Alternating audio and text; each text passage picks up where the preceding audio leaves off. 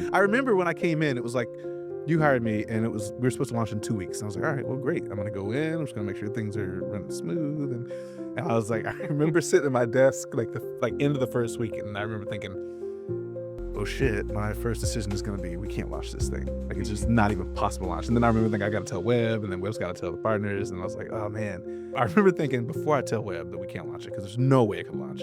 I need to give him a path forward.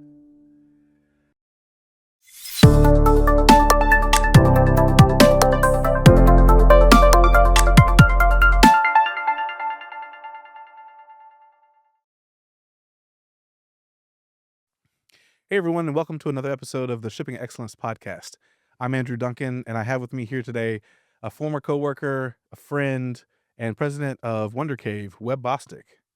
Thanks for having me. Yeah, man. Happy to be here. Thanks for coming. First timer in the hot seat. Yeah, I know. It's all the lights of the big stage. That's right, man. So Webb's going to talk a little bit about building Wonder Cave, about some of the things we had to overcome, some of the hard decisions we had to make early on. We'll talk a little bit about what you're doing now, and there's more. Yeah. Anyway, so I'm curious, it's been, I guess, what was that, 2021, 2022? It's been a few years Yeah. since I've been there, and I know you guys have grown. So what's going on now?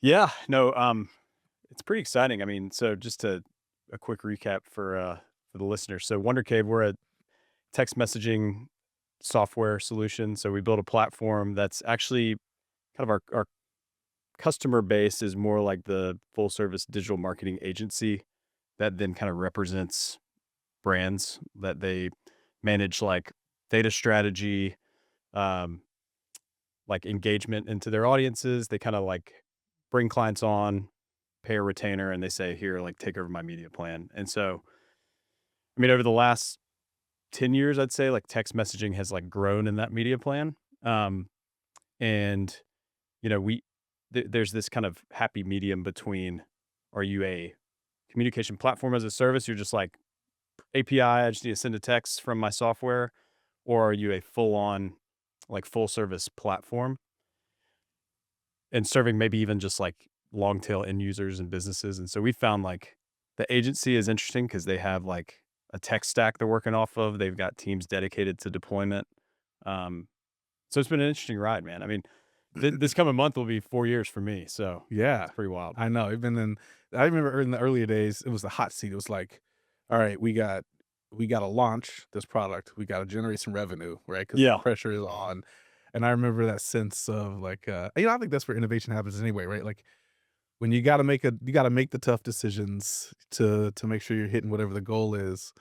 I just remember that being a whirlwind Yeah. and fun. But Yeah. We came in, we're not a startup in the sense that we literally like started up from scratch. We were kind of created as this concept of saying like, hey, there's this call center, this one agency, these guys were like, hey, we have this call center and text messaging. Why don't we just build something on our own? And we roll up to a publicly traded holding company. So it's like a very well-backed kind of startup environment, where they said, okay, concept proven, we're going to form a little business and build something out of it. But yes, to your point, it's like, all right, we have this captive business. We have this idea that we feel like we figured out completely. And then like enter stage left, like, Webb, you come come here, it's ready for you. And then I get in there and it's like, it's broken. fix everything. And so, yeah, it's interesting working in a holding company, which has a ton of benefits. But one of the challenges is this notion of like, we have all of these competencies that should just seamlessly work together and values created and costs are mitigated. And so it was like, here, we have this sister tech company and and I quickly realized, while that sounds nice, that needed to be changed. Like we needed our own, it's a software business. Like we were building tech, we're building a platform. We need a tech team like fully dedicated. And here you came in. What a fateful day. Over some tacos, man. Yeah. So yeah, it was interesting, like to your point, challenging that. Like facing my own imposter syndrome over here of like they they're trusting me to do this. I'm like, okay, well, I'm about to tell them like we got to stop everything and completely turn this on its head. Really interesting, like leadership learning lessons, man. Yeah, I 100%. I I thought remember I was gonna get fired for like 6 months straight. I think. that's I remember my first tech job for 6 months straight, out of college. It was like, brand new software engineer. I'm sitting and going to work every day, and I remember thinking every day I would come home and be like, "Oh, I'm gonna get fired tomorrow," and like it Yeah. was brutal. Like, but I got up every day. I went to work. I worked my tail off, and I didn't get fired. Turns out I was one of their better employees and didn't know it until the end. But I Yeah. remember when we met for tacos. Uh, Shout out Southbound. right over southbound, Charlotte, North Carolina. That's right. um, I remember we met, and I like to tell this story. Companies don't hire like tech if you have someone who's doing tech for you. Companies don't hire tech leadership unless they have a problem or they are in fact building the internal team. And I remember I think I asked you this. I said, "All right, well, but brass tacks, why do you need to make this hire, right?" And for those who are listening, Webb hired me as the CTO to come run tech at Wonder Cave, and I did, and we launched and was successful. But and I remember you telling me, I don't remember if you told me this, but I remember the sense being like, you're not technical, you don't really know what's happening with the tech team, but you sense your spidey senses were going off. Spidey senses were firing. Yeah, yeah. Yeah. Um, and so I was like, all right, well, you know me. I was like, let's go, let's do it. I'm like a jump in the deep end, learn how to swim kind of guy. I knew I could lead tech. I didn't know what the problems were, right? And then I got in, pulled the covers back, and looked Mm-hmm. under the hood, and then saw them all. They were all, uh, uh, you know, from running large tech teams in the past. I kind of had an idea of what could be going wrong, and I kind of got in there and did my thing. Mm-hmm. Um, It was like, especially in your business now where you're embedding yourself with your clients and like solving problems. It was an interesting case study and like how not to do it, mhm, because the group we were working with, smart people, but like mind in like 15 different directions exactly. and taking like maybe I don't even know if it was easier ways. I think it was just ways that like maybe seemed easier to them at the time. But like there's some middle ground, and I'm no expert in like in what you do, but there's something to be said about like I could just tell like there wasn't the proper focus. And like we have contractors we work with a different kind of like software consulting and staffing firm, and we have them on like full retainer. Mhm, And they're like an extension of the team. Like I know they're not full-time employees, but they know our stuff because they like wake up and do it every day. right. They're fully Um dedicated, right? Fully They're embedded. dedicated. Yeah. And like the domain knowledge is like very solid. Yeah, And I know it's give and take. You can't expect to kind of contract someone on or bring someone on to consult and just stay there forever. Like on the flip side, you can't bring someone on who's like, all right, I'll spend a little bit of my time here, like try to catch up each and every time I up with you and really just not solve anything. right. So that's what we were doing. I was like, this doesn't work. Yeah, Um, I I, um, I find that the most successful projects are when this is what we do at Vertex Labs is you embed, right? You're fully dedicated to solving the problem, building the platform or the solution, launching the product, whatever it is. Because when you're especially like what we built at Winter Cave was fairly complex, oh right? yeah. It's regulated. It was high volume, high traffic. It was, so there's all these like really complex technical problems to overcome. And like from that experience and from past lives in my career in the industry, I really kind of distilled it down to three. I think the three major problems are when you're running a tech team, whether it's an internal tech team or whether you're partnering with another company, and they're really it's like you know technical leadership to make sure that the technical team is not they're staying focused, hyper focused on what they're building to achieve the goal. It's does that technical team with strong technical leadership have the acumen to solve the problem, right? Because this was an example of a fairly complex problem. And then the third thing is mapping this sort of like this mind meld between this is what you and I did so well. Mhm. of like, here's the vision, here's where we're driving, here's the milestones and the goals to the overall technical solution. And like, if you get any one of those wrongs, your project starts to slide sideways. And so I think there was a mix of those things that were going on, and I've seen it time and time again. So what we do when we partner with companies is we have strong technical leadership to make sure the team is steered in the right direction. We mind meld with we're basically like connected at the hip with the product owner, the person at the business who's responsible for the direction of the project. Mhm. And then obviously our engineers, we hire top notch engineers. Technical leadership is just again in our experience that was like a huge shift because when we were working with that team, there was a maybe like leader of the team, but it was more of like a project manager to just like push towards like deliverables. It wasn't truly the leader who was like asking all the right questions and like asking like challenging me appropriately. Like that's a big part of it. Like when you came in, you were asking a lot of like very pointed questions about like, all right, how does this work? Like, why are you doing it this way? Shouldn't we be thinking about it? Or maybe not shouldn't we, but should Should we we? Yeah. be thinking about it? Or could Like, we? right. And, and then just over time, like as you built the team and like as we just like continued today, like, Vinny who like worked with you over the years, you helped mentor him.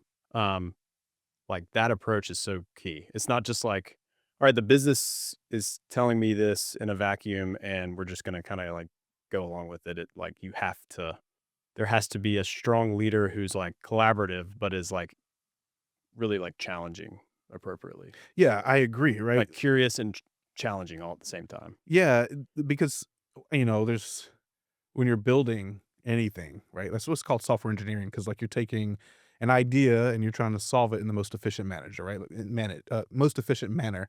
Like that's engineering, right? Like, Yeah. and so when you're trying to achieve a goal, if that's the goal, then if it's not like you have to do it this way, it's like achieve that. There's a bunch of different paths you can take from a technical standpoint of how you achieve that. And I think it's the same Hmm. thing in marketing, or the same, like achieving the goal is what we should focus on. So how we get there shouldn't really matter, as long as we can achieve that goal with an eye on what the next, the longer term vision is too, right? And so being embedded with you, and one of the reasons we work so well together was I could ask all those questions. It's like, why are we doing this?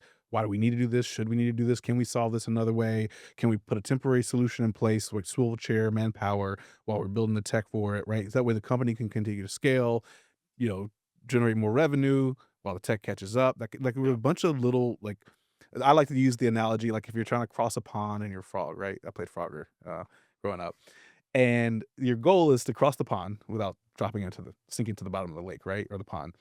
And it's like you jump from one lily pad to the next, and that's how you get across. The goal is at the other side of the pond.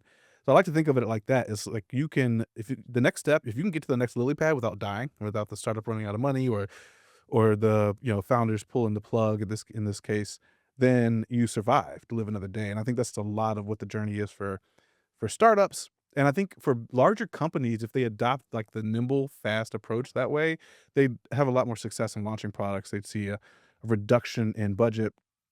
And again, all that with the premise that you would be focusing on the thing that will move the needle, right? Yeah. Well, it's just funny, like, I think working with some leaders who've been very successful, and I'm kind of referencing my experience of the past few years, like, have this kind of vision, move fast, very entrepreneurial, but just not technical. Yeah. And I'm certainly not technical.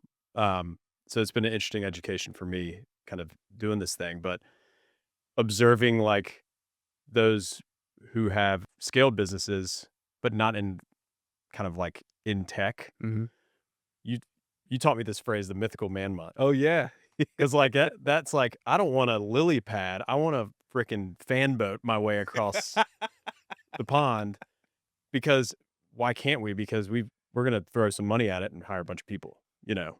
And like we have, I mean, if you look at our technology budget today relative to 3, 4 years ago, and considering, like, the amount of business we're doing, I mean, it's talk about efficiency going, like, through the roof. Yeah.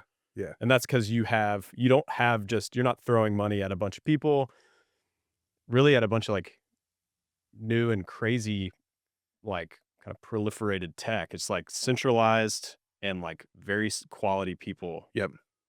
And some, maybe I mean, we're pretty lean still, Yeah. but like I would say it's, so for the revenue you're generating, like, I think I Instagram see, yeah, IPO'd at 20, what, employees or something like that, or hit 1 billion in valuation or something. Like, yeah, if you do it right, that's that you can expect that. yeah. I mean, like last year, close to 50 million top line with like a tech team of full time of like six. That's I mean, awesome. it's pretty Yeah. awesome. But that was a kind of a fun educational path of like, all right, this is the right way to build a team. We've kind of taken that approach from here on out. I mean, we have, I think the challenge is like, as you just build a team full of senior Yeah. folks, continuing to like keep them challenged Yeah. and like bought into one another. Because when you have a lean team, it's like everyone's rowing the boat, Yep. and if someone's not, it. You know it very quickly. Um, so it's been fun to build that culture that you started, to where everyone is very accountable to one another, and even in a lean team, like carving out some like kind of ownership lanes. Yeah. Like, all right, this product's your baby. Everyone's wearing a bunch of hats, but like your focus maybe is front end. Okay, you're running the you're running the kind of the architecture on this side of things. And Joe with the pipes. Joe with the pipes. Yeah. um, but it's neat. It's like it's very much a fast pace meets very deliberate like quality. Yeah. Not just like go crazy, break a bunch of shit. Like it's you're still moving fast, but like maintaining quality across Yeah. the board. And that's been a cool thing to see, like kind of really solidify itself on the team over the last few years. And it's like a standard now, you Yeah. know? It's, it's like when you build something like that, most companies are trying to build that culture of high performing software engineering teams, tech companies, or even industry companies that everyone's a tech company now, whether they want to believe it or not, right? Like you got tech, you're building tech. It's a part of what customers expect from you today.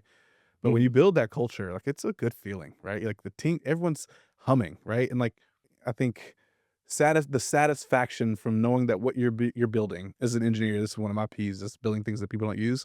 The Mhm. satisfaction of knowing that people are using what you're building, providing some value somewhere to someone is ultimately, I think, one of the strongest things you can do for a culture, Yeah. right? Because people want to be on a winning team. They want to know that, like you use like the Army Rangers, the Navy SEALs analogy. You're in the trenches with your guys. These are your guys. So they've got your back and they know that when you make a push, that push is gonna mean something in the world. And so we got win after win, after we got the engine running, it was Yeah. awesome. There's a little chip on the shoulder too with that. Yeah. Uh, there's still a little bit of that, I think. We have this more like conversational, like one-to-one product in grassroots. We're excited to like start kind of almost like white labeling it so that we can replicate it in some other verticals. So we have, kind of advocacy, public affairs, political, nonprofit fundraising, and then like jump track to corporate.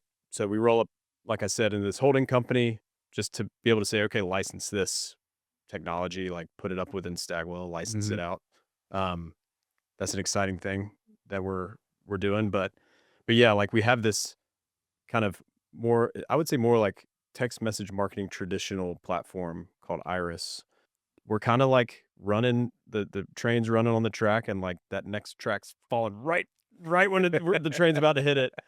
Um, and that's fun. And to your point, it's like, as our kind of pilot client is moving business over, and as like each client that comes over is a little more complex, and so we're building these features, and the team is like, it fires them up. Yeah. Yeah, They it's see like, exciting. okay, like they need this. They're moving off of like Fortune 50, you know, platform to us. Yeah.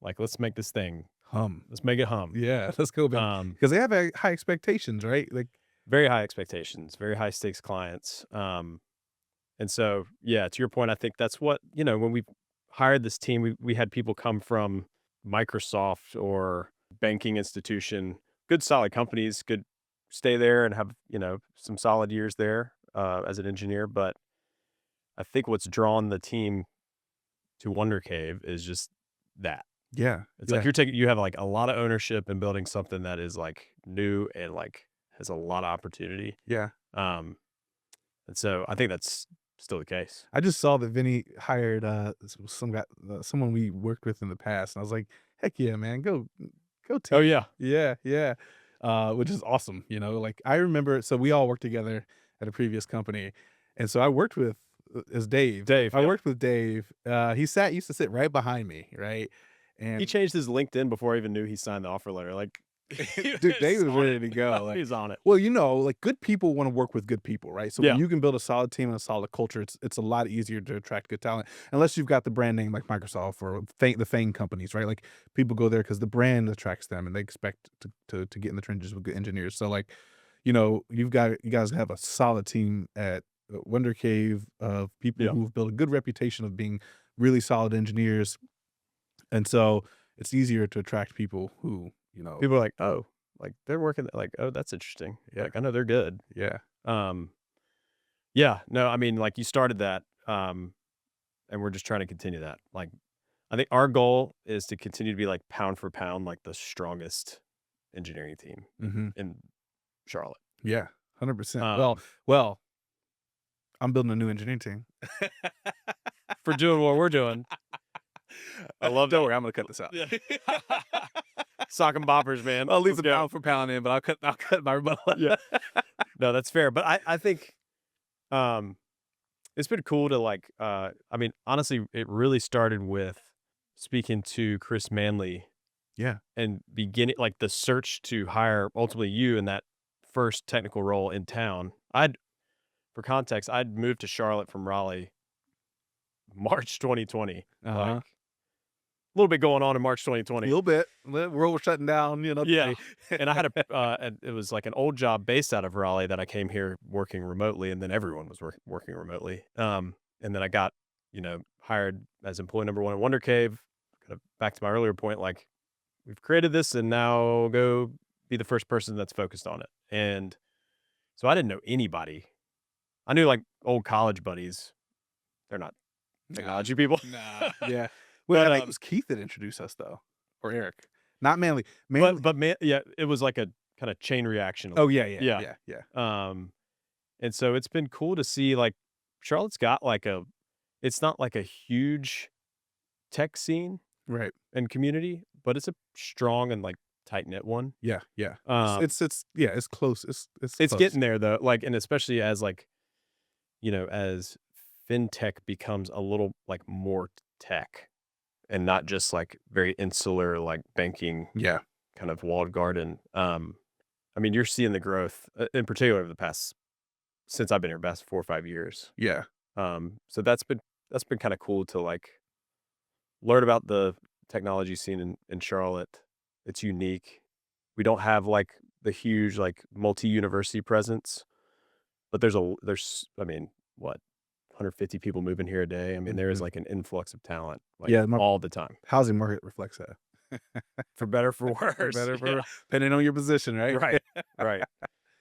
Yeah, yeah, the startup scene's starting to, come alive.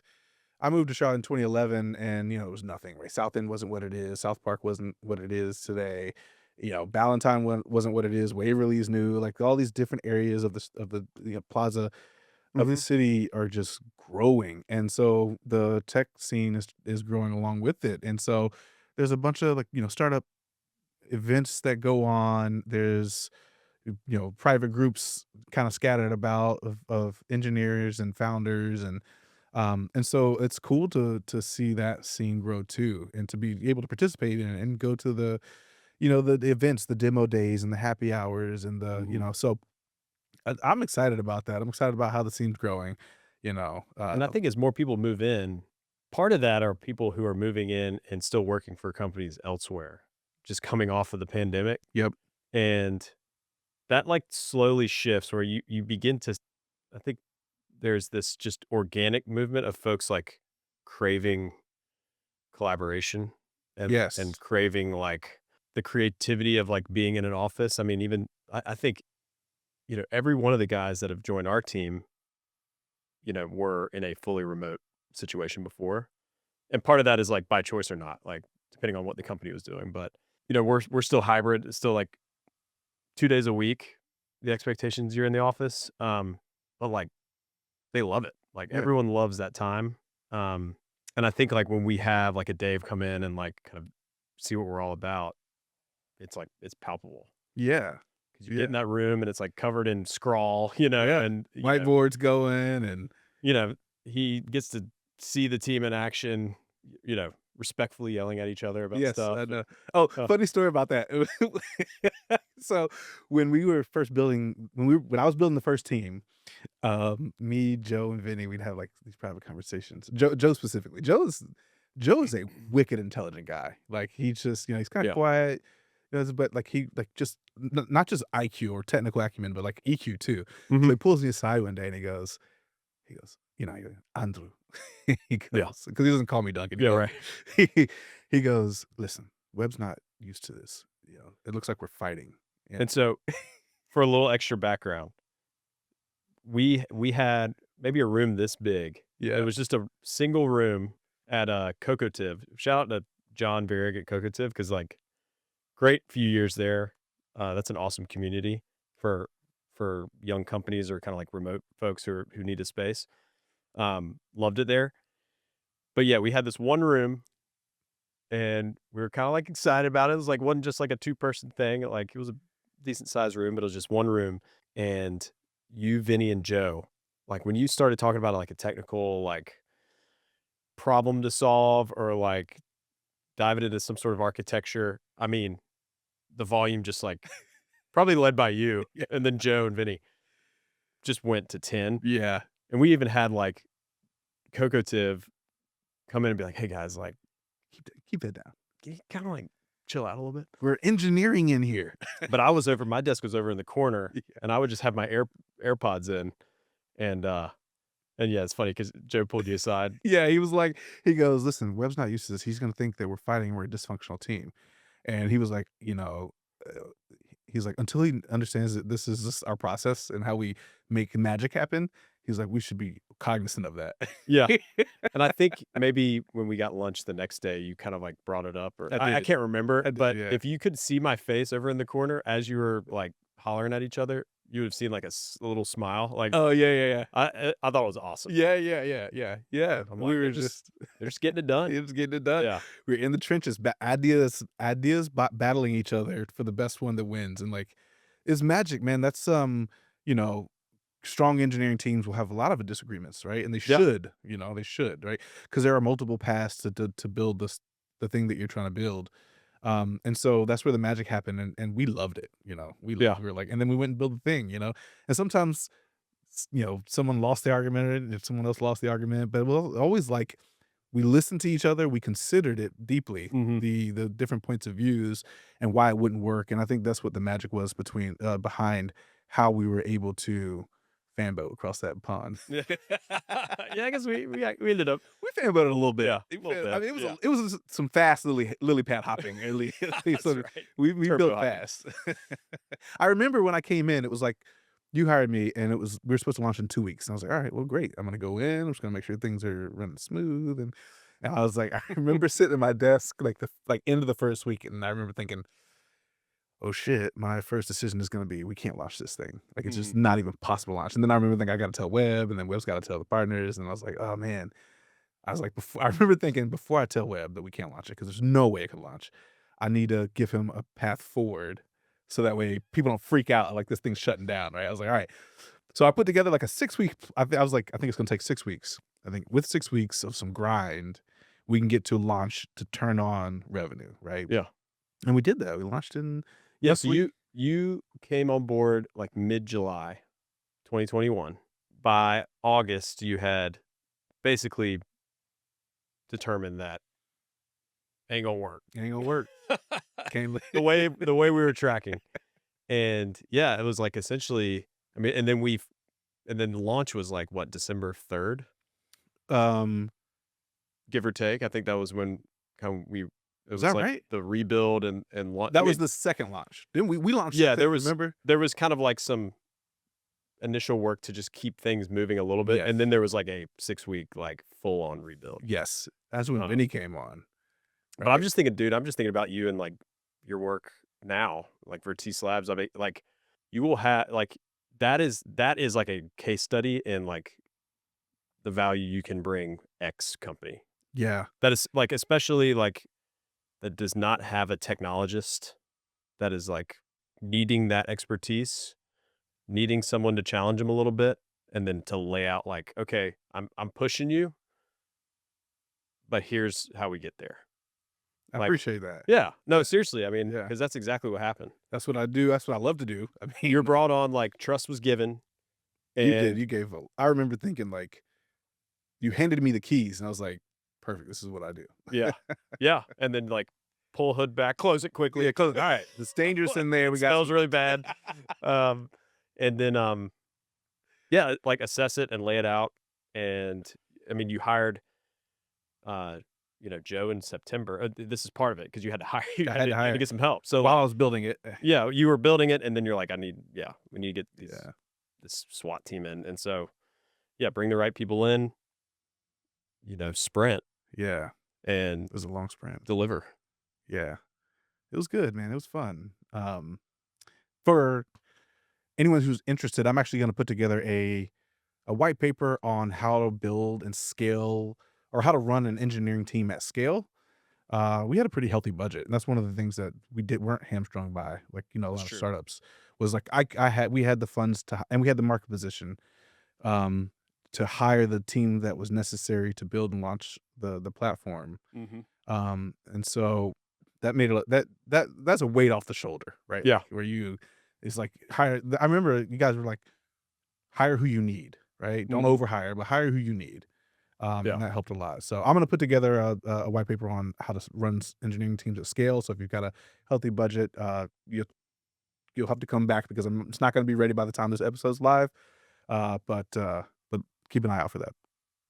Healthy budget or not, though, there's still like, you know, being budget conscious. Yeah, Like, um, again, like we could have spent more we on it. could have. Why, we could have convinced, but we didn't have to. And that wasn't the right decision.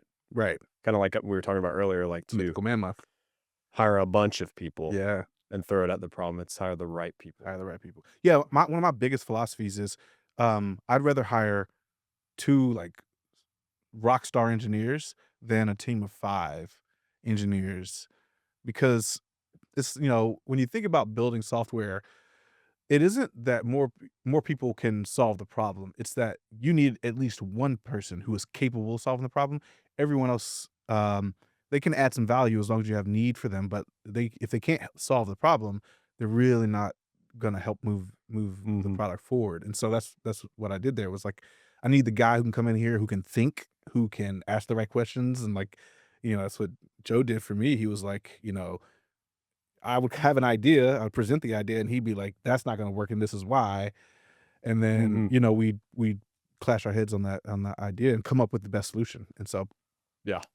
but okay, so what's next? What's next for Wonder K? Like, what are you guys focusing on for 2025? Yeah. I kind of alluded to it a little bit, but again, like 2024 was a banner year for us because, if you back up to 2022, as you know, like it was about taking what we launched and being able to operate at scale for that kind of like captive business, that business that was like ready to be moved on and like and grow with us, kind of internal. Um, and then we made the platform, able to go to market and start bringing on external business. And then last year, I mean, we saw external business go from 10% in 23 to 40%. Wow, that's awesome. In 2024. And so that really like rubber stamped like, okay, like we have a very competitive product to continue to like really just go nuts in the market with. And so that's part of what we're doing. So it's kind of like taking what we've built and making it fit into different verticals. And so we're looking into some creative ways of doing that and kind of reskinning a little bit just to say like, hey, we're serving this vertical, this vertical, this vertical, and being able to kind of scale that way too. And then I mentioned this Iris product. So that, by the midpoint of the year, it is taking on business that brands that are used to running like complex, like text message journeys within like Salesforce Marketing Cloud. Mm-hmm.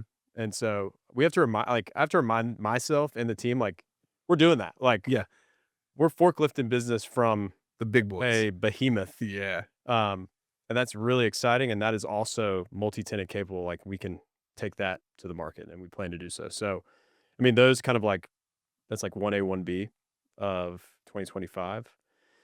In terms of, it's a really interesting year in terms of just like industry innovation because, um, text messaging's been around since like the late 90s, technically. The early 90s, actually, like 30 plus years. And it really has like at a network level, it hasn't really innovated. Platforms like us or, network providers, innovation's been there, but like an SMS has been an SMS Yeah. forever. They've had no need to innovate, Yeah. right? Like, You just kind of repackage it in different apps and ways of like deploying it, consuming it and the data you get from it, but it's still the 160 character or mhm. like one meg media file for an MMS or whatever. I think RCS finally caught on. So RCS RCS Rich Communication Services is like that finally this kind of innovation step in the space. And it's something that's, I've been in communication technology now for 12, 13 years. And it's like, I feel like I've heard RCS almost that entire time. And it's like, Mhm. after a while, you're like, hype train's not moving anymore on me. Mhm. Like, but that has changed with iOS 18 supporting an RCS message, like crossing from Android. Cause it's been on Android. It's a Google developed platform that is like in the native Android messaging app. Finally, iOS like opened the walled garden. They're like, we will accept an RCS from an Android and it'll enjoy not quite the same, but similar iMessage experience. And so like in the US where there's such a massive usage of not like iPhones, but also text messaging in general instead of like a over the top app Like WhatsApp. like WhatsApp. That was huge. And so now the next step is the wireless carriers actually rolling this technology out. So it's like, across the entire market. Mhm. And for businesses like platforms to be able to deploy into RCS. And like the next step there is it's a process to take your client, your brand, get it registered, and then you have this rich experience. For example, instead of me having to send a very just like nameless, faceless message with a link, it's all of a sudden there's like a verified branding of that client in the message. I can add dynamic buttons. I can go from 1 to 100 meg like imagery and media read receipts, Mhm. which currently don't exist. That's a big knock against text messaging versus email. So it's the rate of like that implementation. It's TBD. Um, but that's the buzz right now. It's happening, or It's slowly this happening. movement has happened at least with Um, iOS adopting. so for us at Wonder Cave, I mean, it's staying on the front foot with it, with the folks we work with. So platforms like us work with kind of we call them major aggregators who connect platforms to the wireless carriers, and so it's just staying current within the industry stack of all right, what do we need to do to be ready for that, and educating our clients. So it's I pretty exciting though. I remember trying to tell someone, like, you think text messaging isn't that complicated? You hook up to right now I can go get an API key, right, Mhm. from some platform and send a text message. And I said, "Well, it might not be that complicated for like the company that just needs to send some transactional text messages, but when you're building a platform, right, and you are trying to hook into that ecosystem, there are layers. There are layers Yeah. of people that you have to talk to, of problems that you have to navigate and uncover, support that you have to provide to the client because problem's not with your platform. It's like 4 layers down in the stack, and and I think that's something that you guys have done exceptionally well, which is why you're able to forklift business over, is because you're very well aware of the different problems that will happen when you have a customer who needs to send out large volumes of text messages, and the problems that arise with that, because they happen, right? Hmm. And then you almost make it completely seamless, right? You solve the problem before the customer even becomes aware of it, right? And so I think that's one of the things that Wonder Cave has done exceptionally well. And I remember watching the ops team just like grind on that stuff, and I was like, man, these guys are there. I was like, we were Rockstar Tech team. I was like, that's a Rockstar Ops team too. Yeah, Like they're crushing it. 100%.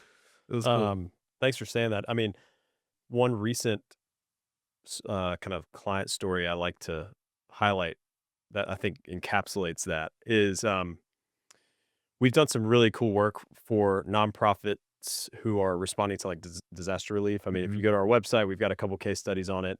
It's just it's a really just they're neat stories and they're addressing like an urgent need, but it also kind of highlights, to your point, if you get into the nitty gritty, like why it's important to work with a team like ours to be able to make that happen. So Hurricane Helene, devastating in Western North Carolina, very close to home. One of our clients is, an agency that, and part of their business is they work with nonprofits to help them fundraise. Um, that's that's their revenue, their ability to actually like do their mission. There was one company, newly formed because of the need, that was basically kind of like this collaboration of helicopter pilots who were getting to areas that like no one else could get to in the mountains. And so quickly formed a like 501c3 Mhm. to be able to kind of fundraise and then deploy those resources accordingly. And they were like entrusting like, hey, we want to work with our client um to be able to do that. Like we're focused on execution, like help us raise money so we can do what we need to do. Mhm. I get a call like one night from the owner of the agency, and he was like, "Hey, this is what's going on. Like, we need to stand these guys up like tomorrow morning Wow. because there's no waiting around on this stuff. Yeah, 'cause People don't have water, right. people don't have food, medical supplies, and so to your point, it's like someone off the street might be like, "Oh, you just send a text. It's fine. Like we do it all the time. It's super easy." Well, no, like we have to get their nonprofit like registered as a brand so that the wireless carriers accept the messaging traffic Mhm. to their networks and subscribers, to be able to do it at scale. And we did. I mean, like, I get that phone call, I hit our team up, we get them turned around basically next day, and they end up raising like hundreds of thousands of dollars. That's awesome. And that translates to all of those supplies we were just talking about. Yeah, lives being saved, Yeah, people being when they're going through a crisis like that, just providing some kind of support to help them, that's that's amazing. right. Yeah. So like speed to market has been a huge selling point for us. And that's like a very extreme and like cool example, but it's it's what we talk about to like everyone we work with. It's like you might have a client that's coming on board who needs to get whatever communication out pretty quickly, and that takes work. Yeah. And it takes good partnerships, like you mentioned, with our providers, the carriers, the folks who are the registration clearinghouse. Um, that's what we do every day. Yeah, man. That's amazing. Yeah, Well, Webb, it's been a fantastic conversation. Thanks again for coming. absolutely. If you wanna tell everyone where your website is or how to get in Sure. touch if they're interested. Yeah, if you just go to www.wondercave, so WONDERCAVE.co, that's our site. You'll see everything about us, what we're all about, the products we've built, and if you're a business that is in need of being able to kind of take that text messaging channel and really help it scale, we can work with you. I'd love to talk to you about it. Yeah, man. Awesome. Well, thanks for coming. Yeah, appreciate it.